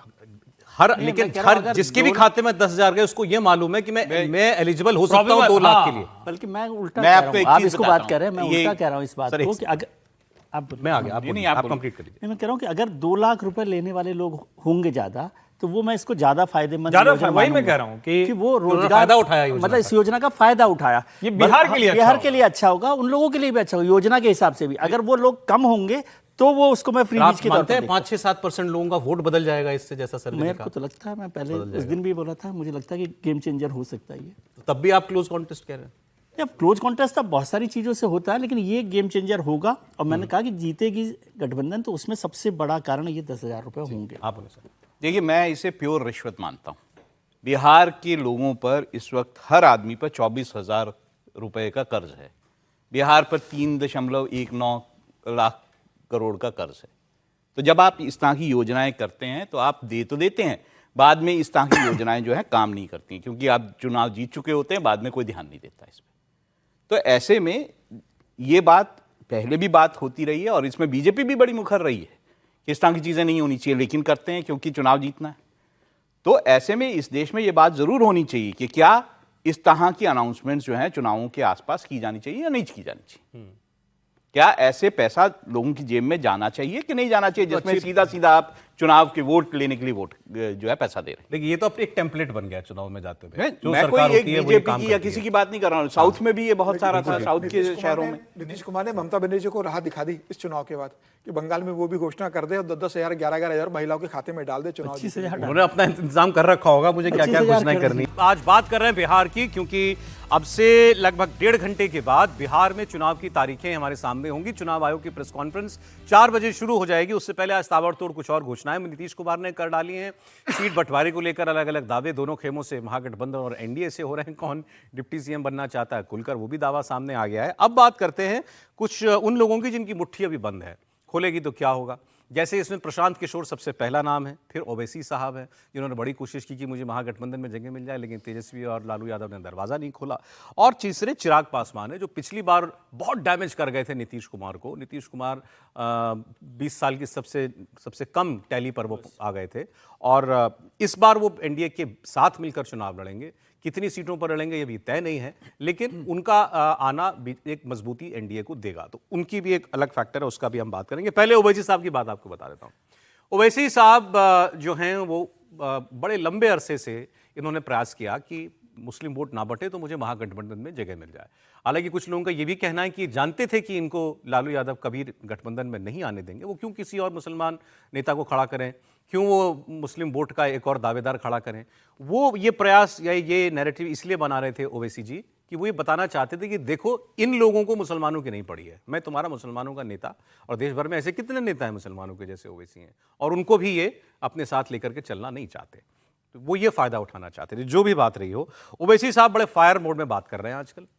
वो आई लव मोहम्मद पर भी बोले। उन्होंने कहा सोते शेर को क्यों जगाते हो। अगर आई लव नरेंद्र मोदी और आई लव नीतीश कुमार कहा जा सकता है तो आई लव मोहम्मद तो कहा ही जा सकता है। फिर उन्होंने ये भी कहा कि वक्फ के बहाने जिसने धोखा दिया मुसलमानों को, वोट भी लिया और फिर हमारी पीठ में छुरा घोंपा, सबका बदला लेगा इस बार मुसलमान। इसमें सबसे आगे नीतीश कुमार हैं, फिर चिराग पासवान का भी नाम वो लेते हैं, इसमें उपेंद्र कुशवाहा का भी वो नाम लेते हैं। और फिर उन्होंने एक बड़ा दावा किया।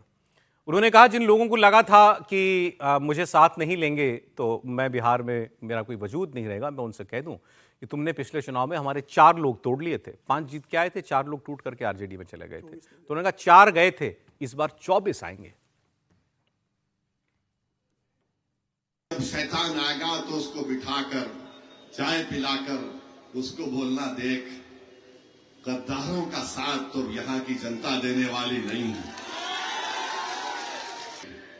जिसने आपके जज्बात को, आपकी कुर्बानियों को ले जाकर किसी के पास बेच दिया, आप उससे कहिए कि अब कुछ नहीं होने वाला है। कि इन जालिमों ने 6 करोड़ लेकर अपना जमीर, अपना ईमान सब कुछ बेच दिया। अब तुम किस मुंह से आकर इस जनता के सामने बोलोगे कि वोट दो हमको? किस मुंह से आओगे?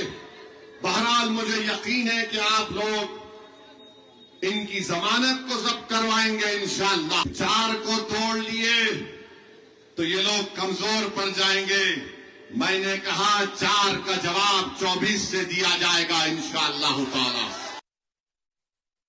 इंसाफ को कामयाब करना है और मोदी, नीतीश और चिराग पासवान और कुशवाहा को हराना है। सुन लो तेजस्वी यादव, सुन लो चिराग पासवान, सुन लो नीतीश कुमार। बात होगी अगर समाज की बात होती है, समुदायों की बात होती है, हर जात ने, हर बिरादरी ने, हर समुदाय ने अपना नेता बना लिया। अगर किसी ने अपना नेता नहीं बनाया तो वो बिहार के 19% मुसलमानों ने नहीं बनाया। मैं भीख नहीं चाहता हूं, मैं तुम्हारे सामने भीख नहीं मांगूंगा, मैं अपना हक लूंगा लड़कर।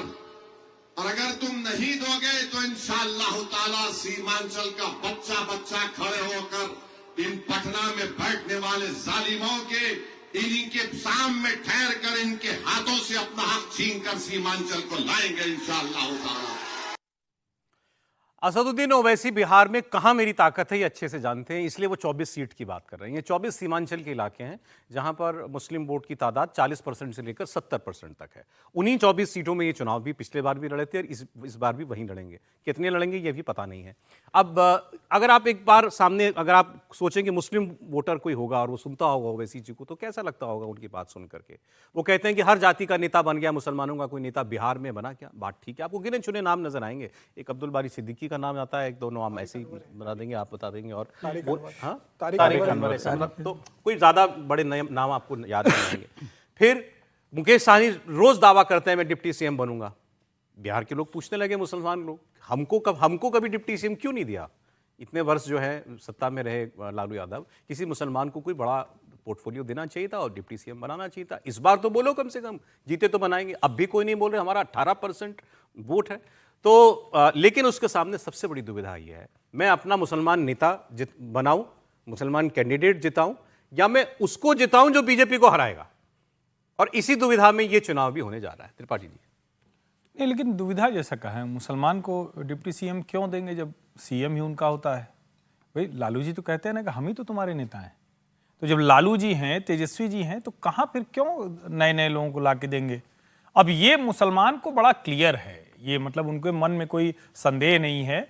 उनके लिए जो भी भारतीय जनता पार्टी से लड़ता रहे वही मुसलमान हो जाता है। उनके लिए मुलायम मुसलमान हो जाते हैं, उनके लिए लालू जी मुसलमान हो जाते हैं, अब अखिलेश तेजस्वी मुसलमान है, उनके लिए शरद पवार मुसलमान हो जाते हैं। उनको पता है कि बस भाजपा को हराना है। असदुद्दीन ओवैसी इस जो कहें कि स्टेटेड लाइन है, जो इस्टेब्लिश्ड लाइन है, उसको तोड़ना चाहते हैं। लेकिन क्या तोड़ पाएंगे? तो 5 तो जिताया लेकिन 4 भाग गए। अब सवाल यह है कि क्या इसके बाद फिर से मिलेगा? गुंजाइश बहुत कम है। असदुद्दीन ओवैसी 4 का 24 नहीं कर पाएंगे। असदुद्दीन ओवैसी अगर 4000 के आसपास वोट ले गए तो कुछ जगह कम कर पाएंगे। हो सकता है 24 एनडीए की वो बढ़ा दें, ये वो कर सकते हैं। लेकिन उनके खाते में कोई 24 आ जाएगा, ये तो मतलब दिन में तारे देखना है, दिन में ख्वाब देखने जैसा ही हो जाएगा, उससे ज्यादा कुछ है नहीं। लेकिन वो अपनी बात जरूर एक बार कह रहे हैं कि भैया हमारे साथ बहुत अत्याचार हो रहा है, मुसलमान के नाम पर हमको धकियाया जा रहा है, हम उनके दरवाजे गए, ढोल नगाड़ा लेकर गए, हमको बेइज्जत किया जा रहा है। कुछ मुसलमान तो मानेगा, वो उनके साथ खड़ा हो जाएगा, इतना पर्याप्त है महागठबंधन को डैमेज। जितना ग्राउंड उनको पिछली बार मिला था, जितना भी वोट और 5 सीटें मिली थी, वही है, कमोबेश बढ़ गए या घट गए? लड़ाई वो मजबूती से लड़ रहे हैं, लेकिन मुझे नहीं लगता कि उनकी सीट बढ़ पाएंगी। अच्छा, यदि वो बरकरार भी रहे 5 सीटें उनकी, तो भी मैं समझता हूँ। लेकिन जो और मान लीजिए वो 24 सीटों पर खड़े करते हैं और ठीक से उम्मीदवार बनाते हैं, तो नुकसान करेंगे वो बहुत सारी सीटों पर महागठबंधन का। और वो सबसे बड़ा है कि ये जो चैलेंज है ना, कि बीजेपी मुसलमान जो है उसका केवल एक तरीके का वोट है, बीजेपी को हराना है। ठीक है, तो क्या वो ओवैसी साहब के उम्मीदवारों को बीजेपी को हराने वाले उम्मीदवार की ताकत के तौर पर देखता है? तब वो फर्क पड़ेगा उसका। वो जहां इनकी ऐसी ताकत है वहां तो इनको वोट भी नहीं देता, तभी वो 5 जीत गया। वहां नहीं है ऐसी ताकत, तो वहां क्या वो बीजेपी को आप कह रहे हैं मुसलमान वोटर को ये चाहिए कि मैं जो बीजेपी को हराए उसके साथ जाऊं। बिल्कुल। असदुद्दीन ओवैसी कहते हैं उस अपना मुसलमान जिताओ, साफ साफ कह रहे हैं मुसलमान को जिता के भेजो। नहीं, मुसलमान उनका अपना है ही नहीं, उनका अपना वो है जो बीजेपी को हराए। अच्छा, ये ठीक है। कैंडिडेट के तौर वो हो सकता है, नॉन मुस्लिम भी हो सकता है, मतलब ज्यादा RJD नॉन का- मुस्लिम ही होते हैं। हाँ, मतलब आरजेडी खड़ा करे, कोई जरूरी नहीं कि मुसलमान ही हो, वो आरजेडी का कोई कैंडिडेट ऐसा है जो बीजेपी को हरा सकता है, तो वो ओवैसी के मुस्लिम कैंडिडेट के आगे भी जीत सकता बहुत आगे बढ़ गए हैं ओवैसी पिछली बार के चुनाव से, ऐसा आपको नहीं ऐसा लगता? नहीं ठीक है। कुछ डेटा भी आपको साथ साथ बताता रहता हूं। बिहार विधानसभा की 13 सीटें ऐसी हैं जिन पर पार्टियां जीत का सिक्सर लगा चुकी हैं। 9 सीट पर बीजेपी लगातार 6 बार से जीत रही है और 2-2 ऐसी सीटें हैं जेडीयू और आरजेडी की जो कि वो पिछले 6 बार से जीत रहे हैं। जेडीयू जैसे सुपौल और आलमनगर सीट पर जीत का सिक्सर लगा चुकी है। आरजेडी दरभंगा ग्रामीण, बेलागंज सीट पर 6 चुनाव से हारी ही नहीं है। तो ये वो स्ट्रांग होल्ड्स हैं जो कि टूटे नहीं हैं। क्या इस चुनाव में ऐसा होगा? इंटरेस्टिंग होगा देखना। अब एक अगले प्लेयर की मैं बात आपको बता दूं। नई नवेली पार्टी, नए नवेले नेता, लेकिन चुनावी रणनीति का हर कोई कायल इनकी। हम बात कर रहे हैं प्रशांत किशोर की, जिनको सियासी गलियारों में पीके के नाम से जाना जाता है। जन स्वराज पार्टी बनाई, 1 साल का उनकी पार्टी का अरसा हो गया है, लेकिन पिछले 3 महीनों में प्रशांत किशोर का ग्राफ बड़े जबरदस्त तरीके से ऊपर गया।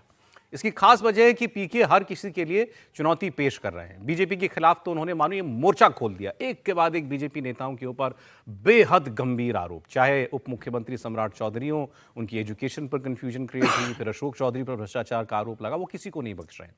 तेजस्वी यादव को भी नहीं छोड़ते। तेजस्वी यादव को वो जंगल राज का युवराज कहते हैं। राहुल गांधी को बिहार का चुनावी पर्यटक कहते हैं। इनकी धारदार बयानबाजी जनता के बीच तेजी से असर करती दिख रही है। इनकी रैलियों में उमड़ने वाले जन सैलाब क्या वोटों में ट्रांसलेट होगा, यह सवाल अलग है। बड़े बड़े नेताओं को सत्ता के शीर्ष तक पहुंचाने वाला यह रणनीतिकार बिहार में क्या कोई कमाल दिखाएगा? सुनते हैं इनके कुछ बातें। मेरे भाई तेजस्वी यादव अपराध पर बात करें तो ये ऐसे है जैसे शेर शाकाहारी होने का बात करने लगे। तेजस्वी यादव जैसे लोग, राजस्व वाले लोग, कट्टा वाले नेता हैं ये लोग। जब इन लोगों का शासन था तो पूरे देश में सबसे ज्यादा गैर कानूनी कट्टा, मर्डर, अपहरण बिहार में होता था। कानून व्यवस्था की हालत खराब है, लेकिन वो इसलिए है कि नीतीश कुमार अचेतन अवस्था में है और पूरा प्रशासन, करीब पूरा प्रशासन बालू और शराब के माफिया से, कारोबार से पैसा कमाने में लगा हुआ है। किसी को जनता की सुरक्षा की चिंता नहीं है।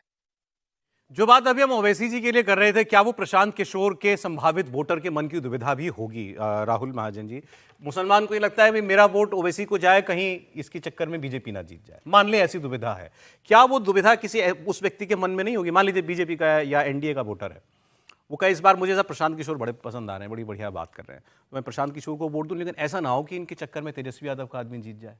वो यहाँ वो प्ले करेगा दिमाग में।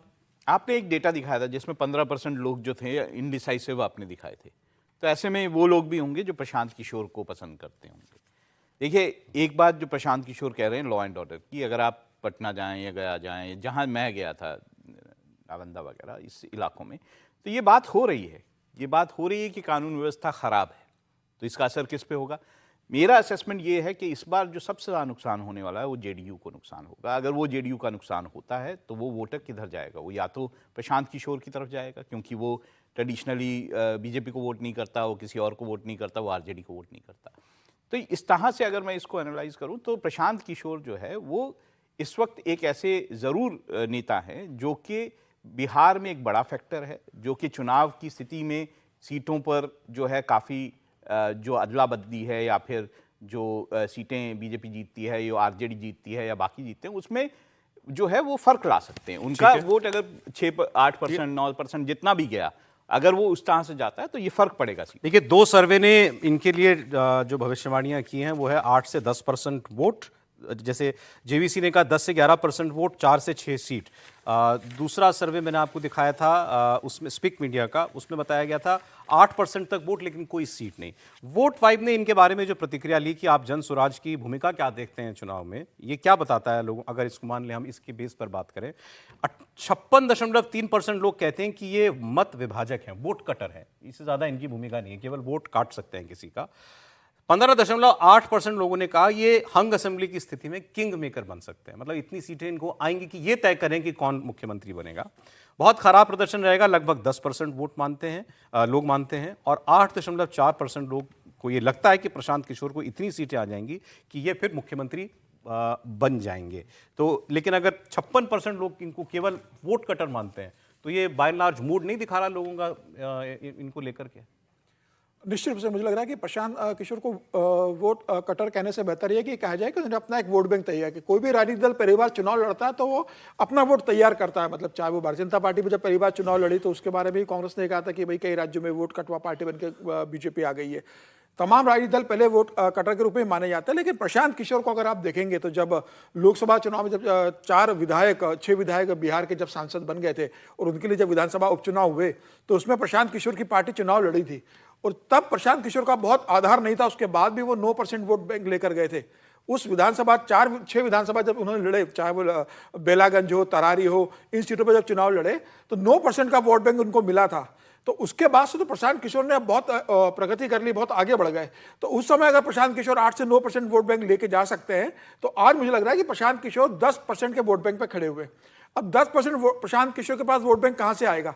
ये पूरा एनडीए से कट के नहीं आएगा, ये पूरा आरजेडी से कट कर नहीं आएगा। इसमें ऐसा वर्ग भी है जो एनडीए से नाराज भी है, जो आरजेडी से भी है, महागठबंधन से नाराज होगा।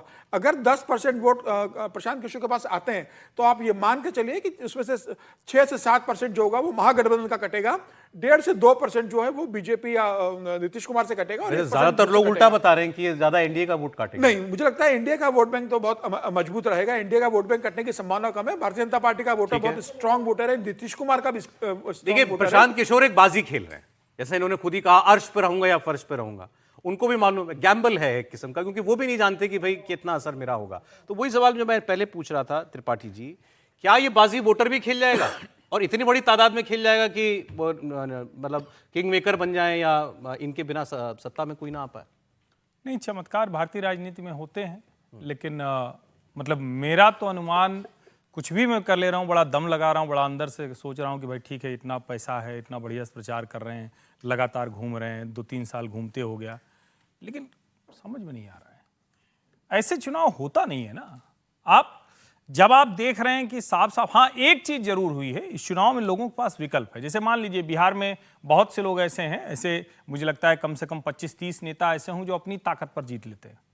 उनके लिए विकल्प बढ़ गया है। उनको मान लीजिए भाजपा ने नहीं टिकट दिया, जदयू ने नहीं टिकट दिया, राजद ने नहीं दिया, तो उनके पास एक विकल्प है प्रशांत किशोर का। तब प्रशांत किशोर की वही पार्टी मजबूत हो जाएगी। क्या ऐसे लोगों को खोज पाएंगे?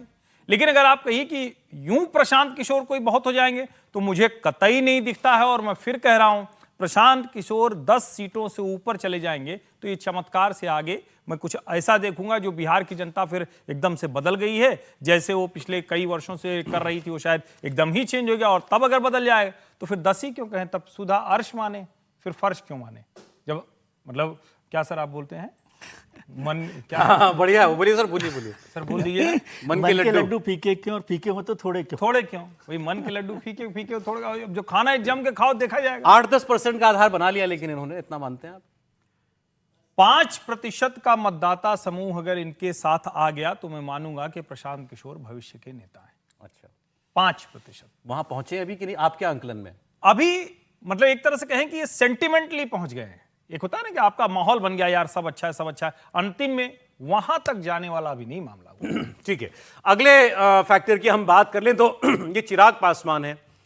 चिराग तले अंधेरा, ये पिछली बार हुआ था 2020 में, नीतीश कुमार की पार्टी को अंधकार में जाना पड़ा था, तो चिराग पासवान की वजह से। खुद को मोदी जी का हनुमान बताते हैं चिराग पासवान ने नीतीश की पार्टी को 33 सीटों पर डेंट किया था। 137 सीटों पर चुनाव लड़े थे, जीते केवल 1 थे, लेकिन नीतीश कुमार की पार्टी को 43 सीटों पर समेट दिया इन्होंने, क्योंकि 23 सीटें ऐसी थीं कि जहां चिराग की पार्टी ने सीधे नीतीश कुमार को नुकसान पहुंचाया। इन सीटों पर चुनाव चिराग के प्रत्याशी को जितने वोट मिले उससे कम वोटों से नीतीश कुमार के प्रत्याशी की हार हुई।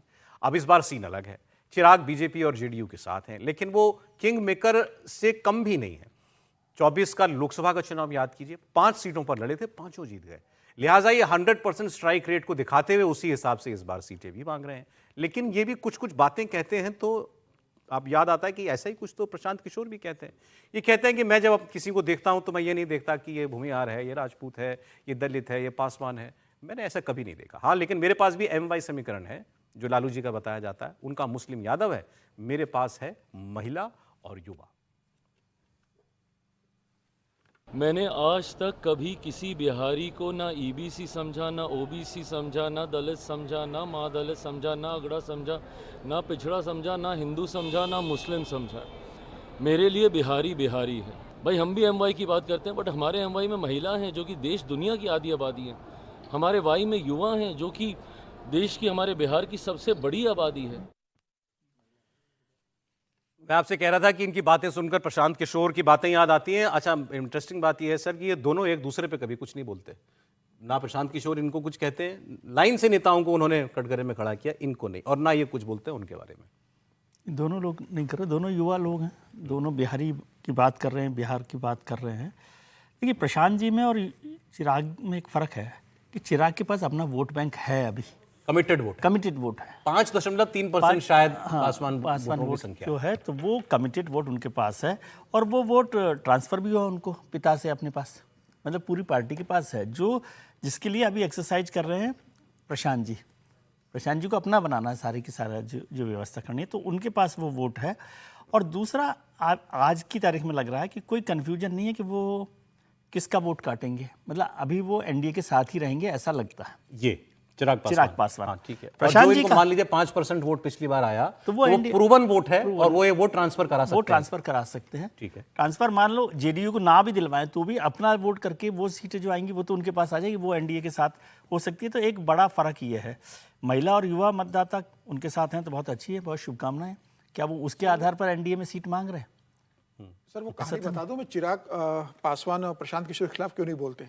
जब जनपद से सामान फिकवा दिया गया था चिराग पासवान का, जब सड़क पर आ गए तो उनके पास घर नहीं था, दिल्ली का घर खाली करा, दिल्ली का जब घर का सामान बाहर खड़े थे वो, तो सबसे पहले प्रशांत किशोर का फोन आया था इनके पास कि आप मेरे घर में शिफ्ट हो सकते हो, अभी अगर आपको जाना है अच्छा, तो मैं चाबी भिजवाता हूँ, मेरे घर में शिफ्ट हो जाइए दिल्ली के। तब इन्होंने कहा था नो थैंक्स, मैं व्यवस्था कर रहा हूँ। तो सबसे पहला फोन चिराग पासवान के पास प्रशांत किशोर का आया था। शायद ये कारण रहा है कि वो प्रशांत किशोर के प्रति थोड़ा उनको एक वक्त प्रशांत किशोर इनके साथ जोड़ी बनाना चाहते थे। और निश्चित रूप से देखिए दोनों की ट्यूनिंग बहुत अच्छी है और प्रशांत किशोर ने हमेशा चिराग पासवान का समर्थन किया है। चुनाव के समय भी जब बिहार लोकसभा चुनाव की बात थी तब प्रशांत किशोर ने भी उन्हें फोन करके कहा था कि आपकी ये सीटें बहुत मजबूत है, और हमेशा चिराग और प्रशांत की बात होती रहती है। चिराग को कहीं भी लगता है कोई कंफ्यूजन तो प्रशांत की सलाह लेते रहते हैं, आज भी अंदर वो सलाह लेते रहते हैं। और खबर ये भी है कि जो सीटें तय कर रहे हैं चिराग पासवान अपने लिए, उसमें प्रशांत किशोर बड़ी भूमिका निभा रहे हैं। देखिए अब जो बात हम कह रहे थे 5% वोट अगर कुछ भी जो है उसमें से इस बार एनडीए में ऐड होगा, तो पिछली बार 39% था, तो बढ़ना ही चाहिए। ये कन्वेंशनल विजडम कहती है कि बढ़ना, कन्वेंशनल विजडम, और नुकसान भी नहीं होगा वो वोट का। दूसरी बात जो समीर जी ने कहा कि प्रशांत जी ने उनको फ़ोन किया था, तो चिराग जी की याददाश्त तो इतनी अच्छी होगी कि कब जब वोट वो खाली हो रहा था घर, कौन सी सरकार करवा रही थी और किसने उनको वो घर बचाया था। तो याददाश्त कब तक याद रहती है कब तक नहीं रहती है, वो इम्पोर्टेंट मुद्दा है, उस पर होगा। लेकिन चिराग का वोट एनडीए के साथ जुड़ेगा, ये साफ है, और वो कम से कम नुकसान तो नहीं कर रहा। पिछली बार एनडीए का नुकसान जोड़ ही रहे। आज समय इतना ही था, थोड़ी देर में चुनाव की घोषणा हो जाएगी और इसके बाद फिर नेता और खुलकर बात करेंगे, सीट बंटवारे की बातें खुलकर सामने आने लगेंगी। बहुत शुक्रिया फिलहाल हर्षवर्धन जी, विजय जी, राहुल जी और समीर जी आपका।